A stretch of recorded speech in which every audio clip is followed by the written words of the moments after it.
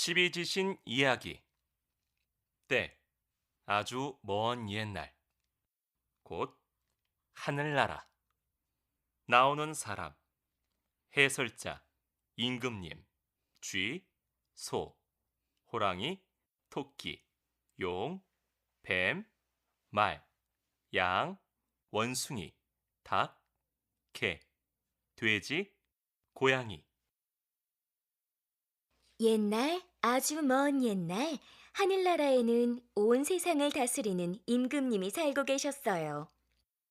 임금님은 땅에 살고 있는 인간들을 위해 인간과 가까운 곳에 동물들을 두고 인간을 도와 살도록 했어요. 소야, 너는 인간들 곁에서 가장 중요한 농사를 도우며 살도록 하거라. 네. 호랑이야, 너는 인간들 곁에서 인간들을 지켜주는 수호신이 되도록 하거라. 말아, 너는 인간들 곁에서 인간들이 빨리 이동할 수 있도록 도와주거라. 달가, 너는 인간들 곁에서 인간들이 아침에 일찍 일어날 수 있도록 도와주거라. 그 외에도 임금님은 쥐, 토끼, 용, 뱀, 양, 원숭이, 개, 돼지, 고양이에게 인간들 옆에서 인간들을 도와 살 수 있도록 임무를 맡겼어요. 그 결과 인간들은 그전보다 더 편하게 살 수 있게 되었습니다.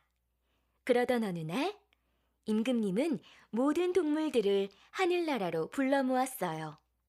임금님께서 우리를 왜 불러 모으시는 걸까? 우리에게 무슨 상이라도 주시려고 하시나? 글쎄, 그건 기다려봐야 알 수 있지. 동물들은 듣거라. 그동안 너희들이 인간들 곁에서 인간을 잘 도와서 인간 세상이 살기 편해졌다. 그래서 너희에게 특별한 상을 주려고 한다. 내일이면 새로운 해가 시작된다. 너희 중에 한 명을 뽑아 새해를 대표하는 동물의 자리를 주려고 한다. 동물들은 모두 신이 나서 각자 떠들기 시작했어요. 동물의 대표는 뭐니 해도 나처럼 힘이 세야지. 아니에요. 저처럼 귀엽고 깜찍해야죠. 아니지. 동물들의 대표는 나처럼 잘생기고 빨라야 하지 않겠어? 네, 멋진 것도 좋지만 나처럼 부지런한 것도 중요하다고. 하늘과 땅을 올라갔다 내려갔다 할 수 있는 나야말로 진정한 동물들의 대표 아니겠어? 다들 외모보다 머리가 더 중요하다는 사실은 모르나 보군요. 그때 가장 구석에서 조용히 있던 쥐가 말했어요. 찍찍! 저도 동물들의 대표가 되고 싶어요. 그러자 모든 동물들이 큰 소리로 웃기 시작했어요. 쥐야, 너처럼 작은 동물이 우리들의 대표가 되겠다고? 지나가던 개가 웃겠구나, 꿀꿀. 정말 웃기다. 동물들이 모두 쥐를 비웃자 쥐는 시무룩해졌어요. 자, 싸우지들 말거라. 그럼 공평하게 시합을 해야겠구나. 내일 아침 새로운 해가 떠오르기 전에 나에게 가장 먼저 새해 인사를 오는 동물에게 동물들의 대표 자리를 주겠다. 그날 밤 집으로 돌아온 쥐는 한참 생각했어요. 어떻게 하면 내가 1등을 할 수 있을까? 그래, 다른 동물들은 어떻게 준비하고 있는지 가서 봐야겠다. 쥐는 살금살금 옆집에 사는 토끼의 집을 찾아가 봤어요. 토끼는 눈을 비비며 잠잘 준비를 하고 있었어요. 달리기 하면 바로 나, 토끼 아니겠어? 아침에 일어나서 깡충깡충 뛰어가면 금방 궁궐에 도착할 거야. 쥐는 호랑이의 집도 찾아갔어요. 준비할 게 뭐 있겠어? 내 앞을 가로막는 놈들은 다 잡아먹어버릴 테다. 아이고 무서워라. 다른 집으로 가봐야겠다. 쥐는 이번에는 돼지의 집을 찾아갔어요. 그런데 돼지는 벌써 쿨쿨 자고 있었어요. 어쩔 수 없이 쥐는 그 옆에 사는 말의 집을 찾아갔어요. 이 시합은 나를 위한 시합이군. 어차피 1등은 나일 테니까 걱정할 것이 하나 없군. 쥐가 찾아가는 모든 동물들은 자기가 1등할 것이라고 자신하며 놀고 있었어요. 마지막으로 쥐는 소의 집을 찾아갔어요. 오늘 밤은 빨리 자야겠어. 나는 다른 동물만큼 빠르지 않으니까 일찍 자고 일찍 일어나서 출발해야겠어. 그래, 바로 이거야. 쥐는 소가 잠든 옆에서 몰래 같이 잠들었어요. 다음 날 해가 뜨기도 전에 부지런한 소는 먼저 일어나 길을 떠났습니다. 그리고 해가 뜨자 닭이 일어나 꼬꼬댁 울며 출발하기 시작했습니다. 귀가 밝은 개도 닭이 우는 소리를 듣고 일어나 출발했어요. 이어서 다른 동물들도 모두 임금님이 계신 궁궐을 향해 길을 떠났어요. 하지만 잠이 많은 돼지는 그때까지도 쿨쿨 자다가 뒤늦게 느릿느릿 길을 떠나기 시작했습니다. 오, 저기 누가 오는구나. 임금님의 눈에 가장 먼저 보인 동물은 바로 새벽부터 부지런하게 출발한 소였습니다. 역시 부지런한 소가 1등이구나. 소가 막 궁궐문을 들어가려는 순간이었습니다. 갑자기 소의 등에서 쥐가 펄쩍 뛰어내렸습니다. 내가 1등이다! 몸집은 작지만 꾀가 많은 쥐는 소 등에 몰래 올라타고 있다가 궁궐에 도착했을 때 먼저 뛰어내려 1등을 차지할 수 있었습니다. 영리한 쥐가 1등이구나. 그래, 새를 대표하는 동물은 바로 쥐다. 네,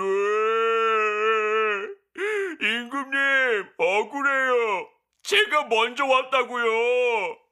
소의 뒤를 이어 호랑이, 토끼, 용, 뱀, 말, 양, 원숭이, 닭, 개, 그리고 늦잠을 자고 늦게 출발한 돼지가 차례대로 들어왔습니다. 동물들은 모두 억울하다고 울기 시작했습니다. 임금님은 곤란해졌습니다. 고민에 잠겨있던 임금님은 잠시 생각 끝에 입을 열었습니다. 좋다. 그럼 이렇게 하자. 쥐를 시작으로 들어온 순서대로 돌아가면서 한 해를 대표하는 동물이 되도록 하거라. 이렇게 해서 12동물은 12지신이라는 이름으로 불리게 되고 돌아가면서 매해를 대표하게 되었습니다. 그런데 역시 인간과 가까운 동물이었던 고양이는 왜 12지신이 되지 못했을까요? 그건 바로 쥐 때문이었습니다. 고양이가 밤에 잠이 없어 일찍 출발할 것을 알고 있었던 쥐는 고양이를 찾아가 임금님이 말한 날짜와 다른 날을 가르쳐 주어 고양이는 다음 날에서야 궁궐에 도착할 수 있었습니다. 아이고, 억울해라. 이놈의 쥐가 나를 속여 나는 12지신이 되지 못했구나. 아이고. 그 이후 인간 세상으로 내려온 고양이는 쥐가 보이기만 하면 쫓아가 잡아먹곤 했습니다. 옛날 어느 산골에 착한 나무꾼이 어머니와 함께 살고 있었어요. 어느 날 나무꾼은 산속에서 나무를 하다가 사냥꾼에게 쫓기던 사슴을 도와주게 돼요. 사슴은 보답으로 결혼을 하고 싶다는 나무꾼의 소원을 들어주기로 했어요. 그럼 오늘 밤 이 산 맨 꼭대기에 있는 연못으로 가세요. 오늘은 한 달에 한 번 하늘에 사는 선녀들이 내려와 목욕을 하는 날이에요. 선녀들이 벗어놓은 날개옷 한 벌을 감추세요. 그리고 그 옷의 주인과 결혼하세요. 하지만 아이가 셋이 태어날 때까지는 절대로 날개옷을 보여주시면 안 돼요. 아셨죠? 꼭 기억하세요. 밤이 되자 나무꾼은 사슴 말대로 산꼭대기 연못으로 갔어요. 정말 하늘에서 아름다운 선녀들이 내려와 목욕을 하고 있었어요. 나무꾼은 얼른 날개옷 하나를 숨겼어요. 얼마 후 다른 선녀들은 모두 날개옷을 입고 하늘로 올라갔지만 한 선녀만 옷이 없어서 올라가지 못하고 울고 있었어요. 나무꾼은 우는 선녀를 달래서 집으로 데려왔어요. 그리고 결혼을 한 뒤 아이 둘을 낳아 오순도순 행복하게 살았어요. 그러던 어느 날이었어요. 나무꾼은 선녀가 하늘나라를 그리워하며 눈물을 흘리는 모습을 보게 되었어요. 여보, 하늘에 있는 아버님과 언니들이 너무 보고 싶어요.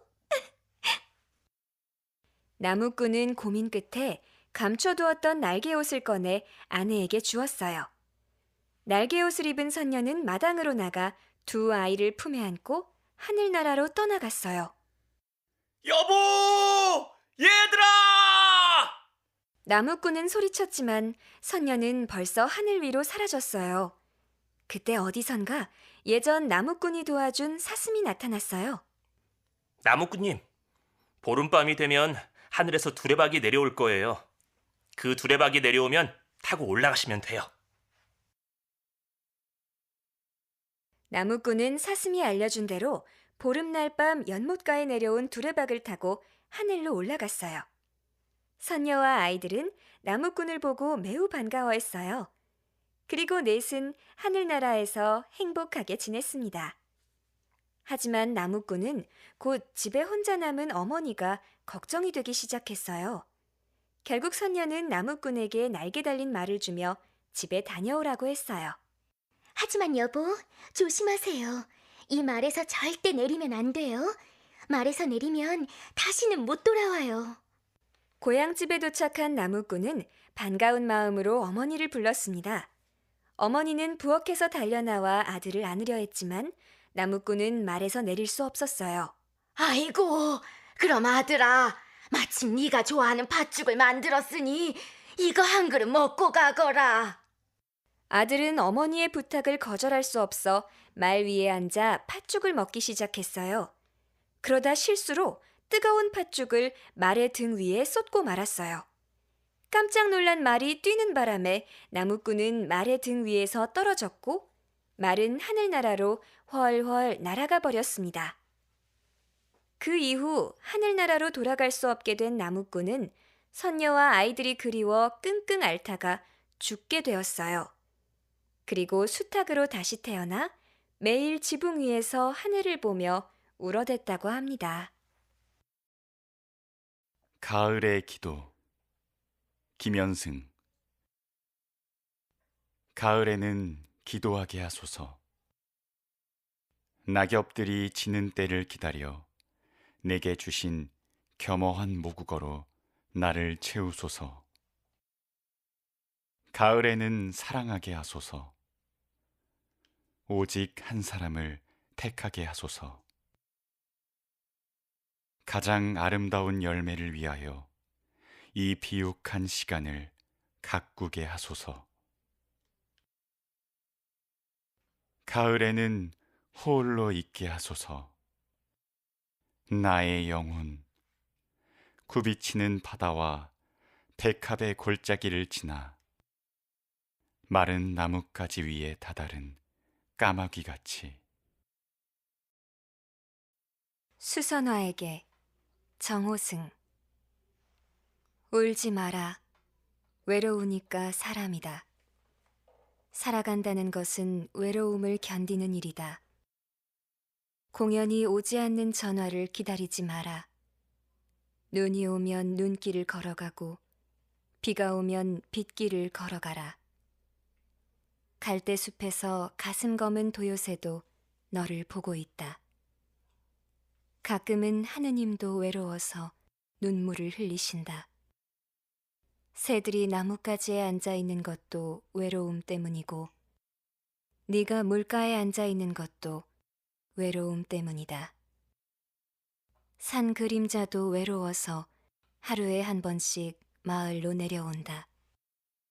종소리도 외로워서 울려 퍼진다. 사과를 먹으며 한민복. 사과를 먹는다. 사과나무의 일부를 먹는다. 사과꽃에 눈부시던 햇살을 먹는다. 사과를 더 푸르게 하던 장맛비를 먹는다. 사과를 흔들던 소슬바람을 먹는다. 사과 위를 지나던 벌레의 기억을 먹는다. 사과나무 잎새를 먹는다. 사과를 가꾼 사람의 땀방울을 먹는다. 사과를 연구한 식물학자의 지식을 먹는다. 사과나무 집달이 바라보던 하늘을 먹는다.